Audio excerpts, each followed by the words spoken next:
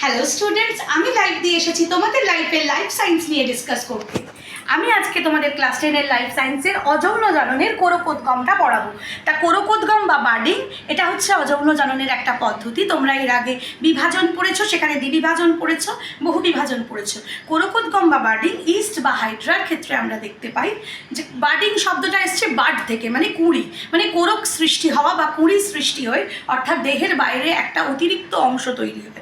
জনিত্রী দেহের বাইরের দিকে বা ভেতরের দিকে একটা অতিরিক্ত অংশ সৃষ্টি হয়, সেখানে জনিত্রীর সমস্ত প্রপার্টি বা ধর্ম তৈরি হয় এবং কমপ্লিট হয়ে গেলে সেই তৈরি হওয়াটা সেটা তখন জনিত্রী দেহ থেকে বিচ্ছিন্ন হয়ে যায় এবং বিচ্ছিন্ন হয়ে একটা নতুন অপত্য জীব হিসেবে পরিবেশে আত্মপ্রকাশ করে। তা এটাকে আমরা সংজ্ঞার আকারে জানবো। সংজ্ঞাটা খেয়াল করো।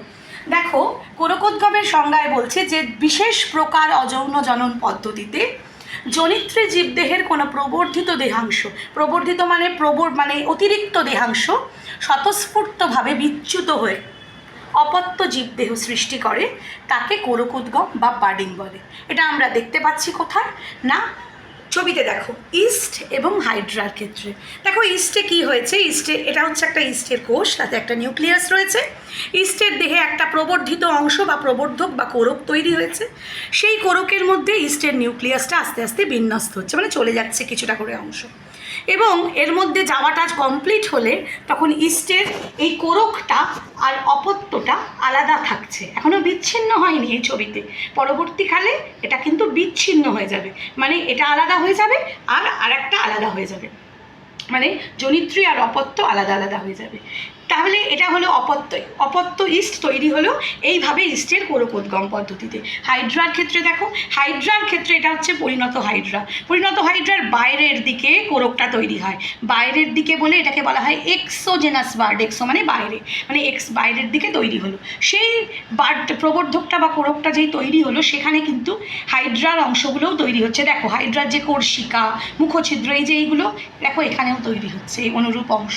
এই তৈরিটা যেই কমপ্লিট হয়ে যাবে, অপত্য হাইড্রা থেকে এই অংশটা বিচ্ছিন্ন হয়ে যাবে। দেখো এটা হচ্ছে পরিণত হাইড্রা থেকে এই অংশটা বিচ্ছিন্ন হয়ে যাবে। দেখো এটা হচ্ছে পরিণত হাইড্রা, এটা হচ্ছে অপত্য হাইড্রা।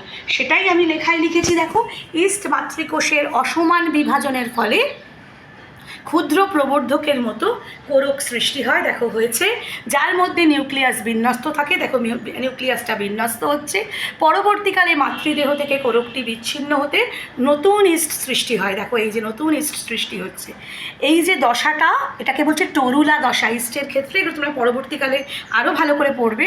টরুলা দশায় ইস্টের কোরক টরুলেশন পদ্ধতিতে বারবার বিভাজিত হয় এবং ছদ্ম মাইসিলিয়াম গঠিত হয়। তোমরা পড়েছো ক্লাস 8-এ, মাইসিলিয়াম হচ্ছে ছত্রাকের বৈশিষ্ট্য আর ইস্ট হচ্ছে ছত্রাক, তাই জন্য তাতে ছদ্ম বা সিউডো বা মেকি মাইসিলিয়াম তৈরি হচ্ছে। আর হাইড্রাটাও এভাবেই ব্যাখ্যা করা আছে যে হাইড্রার কোরক জনিত্রীর দেহের বাইরে এক্সোজেনাস বার্ড রূপে সৃষ্টি হওয়ার পরে, যে বাইরের দিকে এক্সোজেনাস বার্ড রূপে সৃষ্টি হয়েছে, অপত্য হাইড্রার মুখছিদ্র, কোর্শিকা প্রভৃতি গঠন যেই সম্পূর্ণ হয়, সেটি মাতৃদেহ থেকে বিচ্ছিন্ন হয়। দেখো মাতৃদেহ থেকে বিচ্ছিন্ন হয়ে গেছে। আমি লাইভ দিয়ে আসছি তোমাদের কাছে পরবর্তী ভিডিও নিয়ে, অযৌন জননের পরবর্তী পার্ট নিয়ে। তোমাদের যদি আজকের ভিডিওটা ভালো লেগে থাকে তাহলে লাইক করো, শেয়ার করো, সাবস্ক্রাইব করো, আর যদি কোনো কোয়ারিজ থাকে তাহলে আমার কমেন্ট বক্সে জানাও।